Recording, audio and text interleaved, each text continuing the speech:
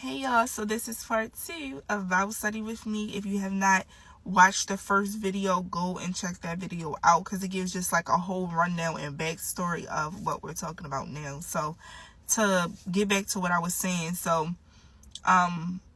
Solomon was warned twice by God to not date these women and not be involved in these women because he knew that they would sway Solomon's heart to serve other gods. And that's exactly what they did, y'all. Solomon was out here dating all these women. He had plenty women, okay?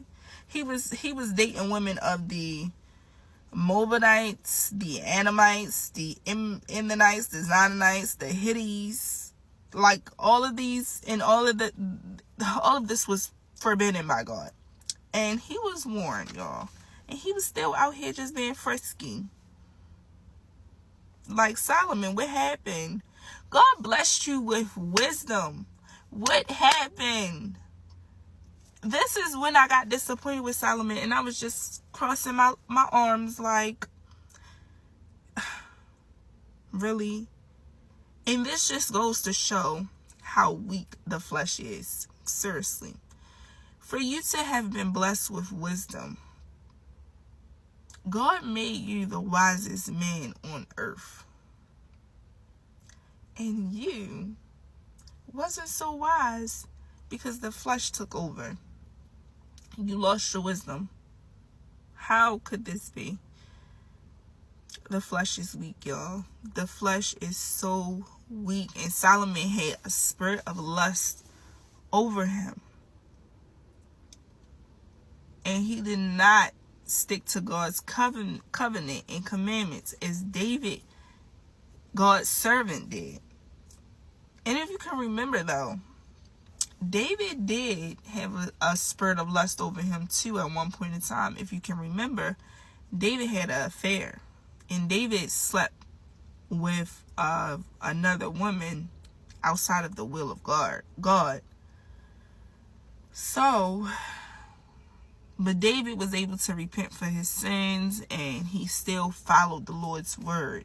Solomon took it to a whole nother level. You out here serving other gods. Wait, God, he don't play about that.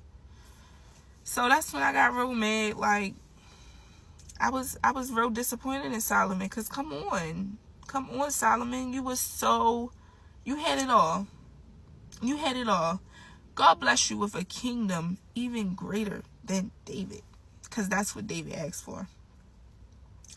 And the good thing about God, not even the good thing about God, but the faithfulness of the Lord, because the Lord made a promise to David. He told Solomon he was going to strip his kingdom away. He was not going to make him king over all of the tribes anymore, but only one. And he was going to give it to another servant. And that's exactly what he did. God gave 10 tribes to David's servant and kept one for Solomon. And Solomon continued to act in a way that he just did not care. He still was out here doing what he wanted to do, doing things outside of God's will. And God ended up killing him off. I ain't gonna say killing him off, but he died. He ended up dying. I mean, God did tell him, as long as you follow my commandments, I will give you all of this wealth and a long life.